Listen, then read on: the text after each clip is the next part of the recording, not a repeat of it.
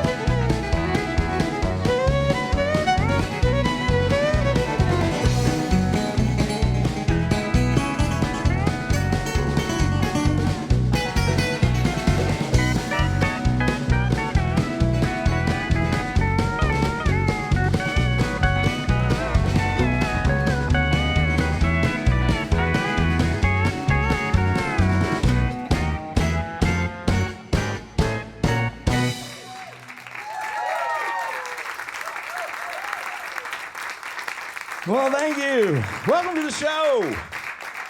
We have got a great show this evening. We have got a songwriter extraordinaire that's come to visit with us tonight and show his wonderful talents and his writing abilities and also his singing abilities. This gentleman, I just love this guy. He writes some great songs. Mr. Steve Dean. Give him a hand, and he's going to come on board with us here shortly. We'll have him up here in a few minutes, and you guys just hang with us. We got to take a little break with our sponsors, and then we'll be right back. There's more Jimmy Bowen and Friends coming up right after this short break. Welcome back to Jimmy Bowen and Friends. Well, welcome back to the show. We have a songwriter extraordinaire with us tonight, singer-songwriter extraordinaire, Mr. Steve Dean. Steve, welcome to the show. Thank you so much, Jimmy. So glad you could take time out of your schedule and listen, I appreciate the opportunity. I've been hearing about you guys. Oh, really? Yeah. Is that good or bad? It's all good. All good. Well, that's what we want, is all good, you know. Talk a little bit about what you're doing and where you got started. How did you get started? Tell us a little bit about that. All right. Well, my mother was a piano player, and when I was about 5 years old, she started showing me where the notes were on the piano. And so that was, you know, really young doing that. But then when I was 9 years old, I saw the Beatles on Ed Sullivan. It was all over. That's it.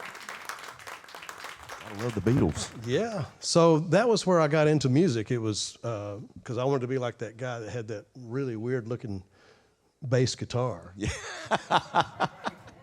Well, what made you move to Nashville? What brought you here? At the time when I have a degree in advertising from the University of Arkansas at Little Rock. That's where I'm from, Little Rock, Arkansas. And thank you. Yeah, I think about it in my hometown every day. But so I had got my degree because my father really wanted me to get a degree, so I'd have something to fall back on in case music didn't work out. He's very smart.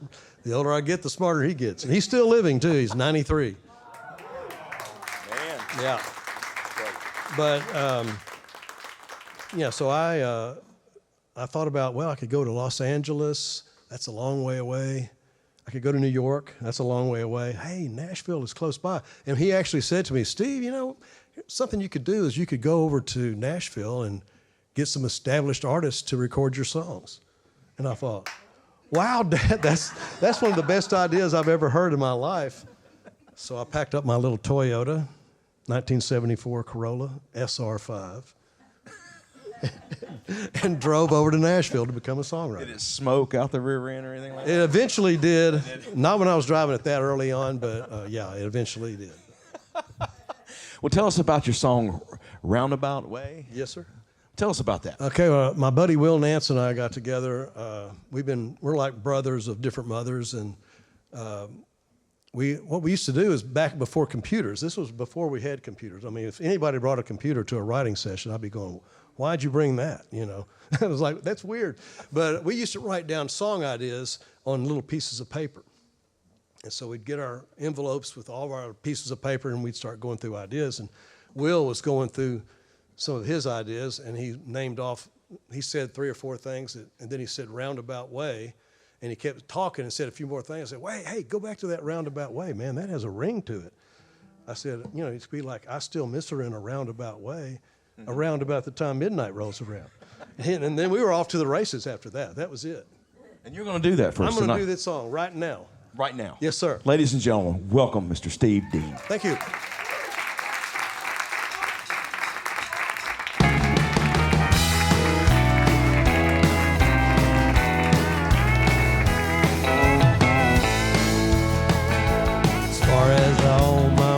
Could tell I took her leaving. Well, that's kind of right, 'cause when I'm out with them, I don't let her memory rule the night.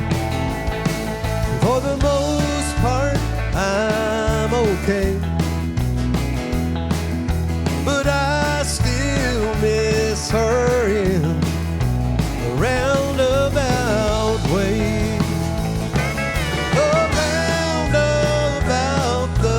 Time that midnight rolls around, that's around about the time my tears start falling down. 'Cause she's not around, I come unwound, my heart breaks, 'cause I still miss her in the roundabout way.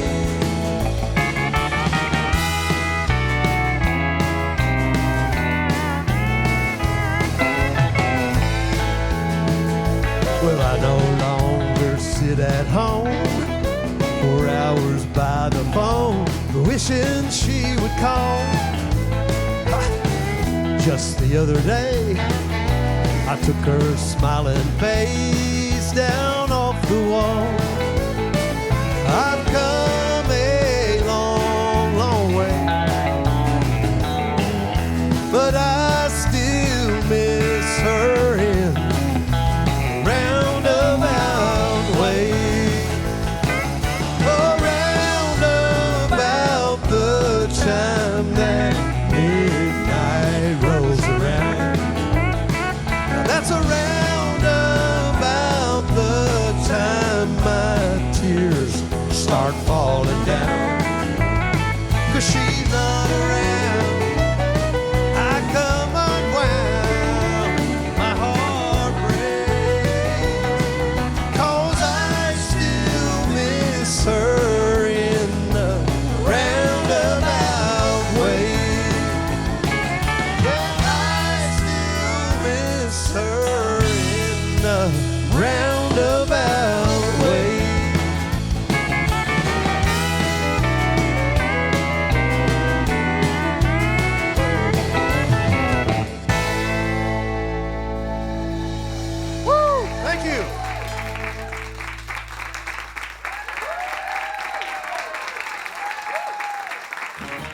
Don't go away. Jimmy Bowen and Friends will be right back. Welcome back to Jimmy Bowen and Friends. Steve, that was awesome. Oh, thank you, sir. I love that song. Thank you very much. That is very I love happy. how you guys do this little twist on, just say three little words and you can just. It's magical, man. It's magic. It really is. It really is, because you never know what's going to happen in a writer's room when you come up with something like that. Somebody just says something and you're off to the races. How is COVID, the situation that's going on right now with all the music business and the entertainers, how has it affected you? How are you coping with this and what are you doing? Okay, well, I'm in a trio. I sing in a trio called Hits and Grins. It's Bill White is a actual comedian. Yeah, people know Bill. I know. He's awesome. And a lady named Victoria Veneer and me, we make up this trio. But we had showcases for shows out west, and we had 30 shows booked and 30 shows canceled because of COVID. I know there's some other things we're going to get into later, but actually the advent of Zoom has helped in some ways, not for shows necessarily. We'll talk about that later. But so it really is just, it's great to be back playing live music in front of an live audience. Yes. Definitely. Well, now, did that lead to your nonprofit? Tell us about that, the Freedom Sings USA. Freedom Sings USA. I'm a co-founder with Don Goodman and a lady named Bobby Standifer, and we were based out of Chattanooga to start with. And Don and I would drive to Chattanooga when we first got this started. When COVID hit, we couldn't go anymore, so that's when we discovered Zoom. And we were able to keep our classes going, and it's actually helped us go nationwide. What we do is we pair professional songwriters with veterans. There you go. Yes. It's the most amazing thing ever. And get to tell, and what an honor for me, to get to be a part of hearing this story. And Don and I work together with the veterans and create a song about their service. And it's not really just it's for veterans. Any veteran that wants to come to the program is welcome. But we also do, some active military and also Gold Star families and things like that. So it's been a life changer for me. That's great. Yeah, applause for that. That's anytime we can honor our veterans. They deserve it. I always knew there was a war going on when I was growing up, but I didn't know what they were actually involved in. And this has opened my eyes to all that. And it's powerful to me to try to help somebody. Oh yeah.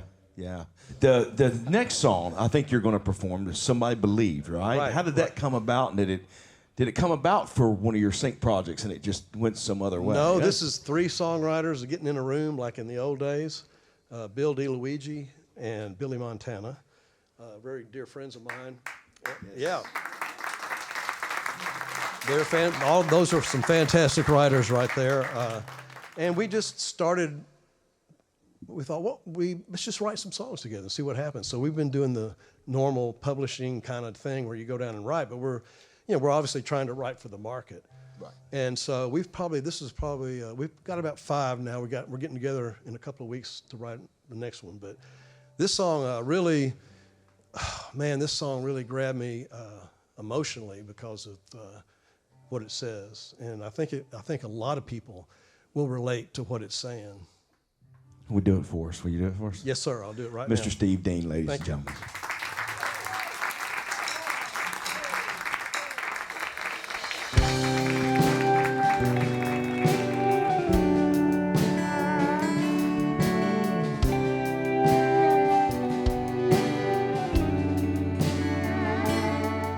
There's a candle in the window, it shines out on the street.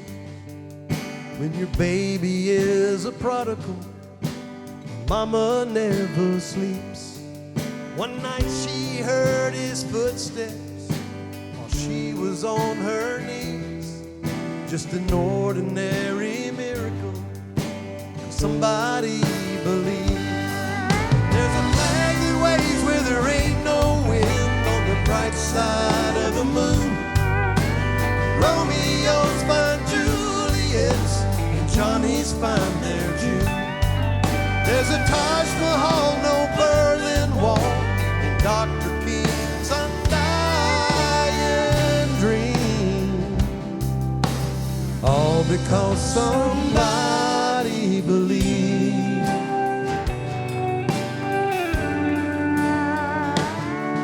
There's a bottle of Black Label that ain't never been poured, a sober reminder in the trunk of his old Ford.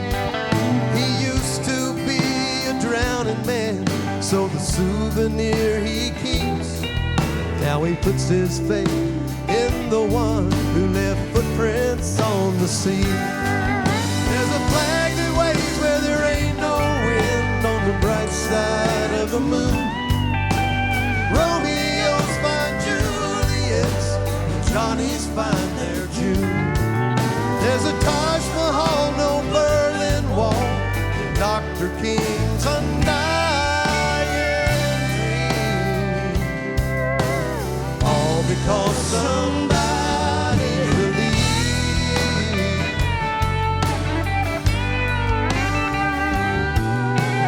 Baby, having faith ain't a waste of time. It's possible, impossible is just a state of mind. There's a flag that waves where there ain't no wind on the bright side of the moon. Romeo's find Juliet's, and Johnny's find their June. There's a Taj Mahal, no Berlin Wall, and Dr. King undying dream. All because somebody believed.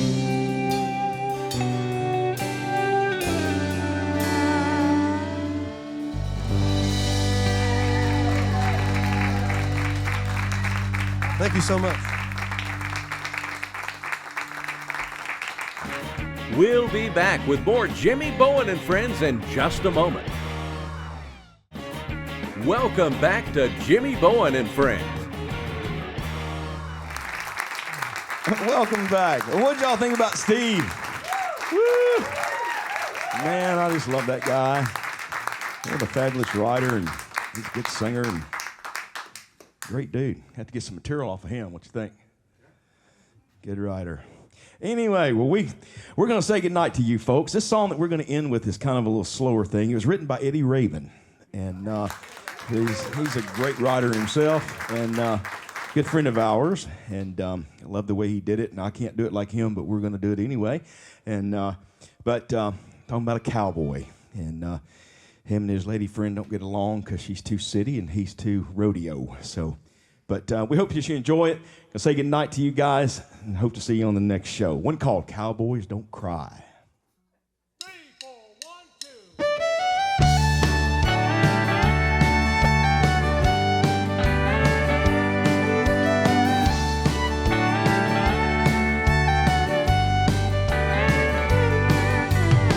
I should have seen it coming. I should have known you weren't that kind of girl. You didn't like the lifestyle. You didn't understand the cowboy's world. Looking back, I wonder when it was you finally realized.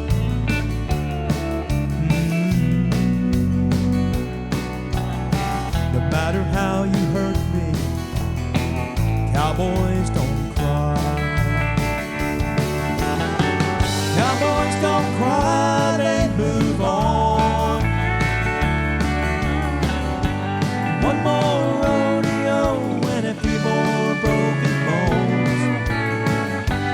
Nothing's better than one good and second ride. You play, you win, you lose, you try. Cowboys don't cry.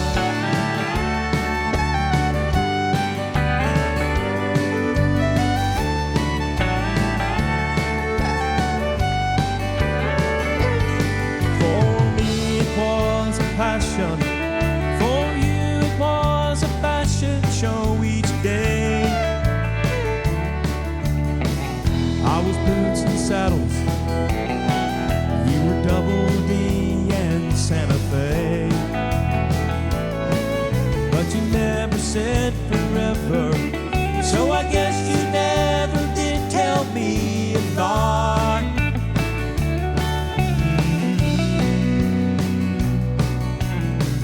Honey, that still hurts me.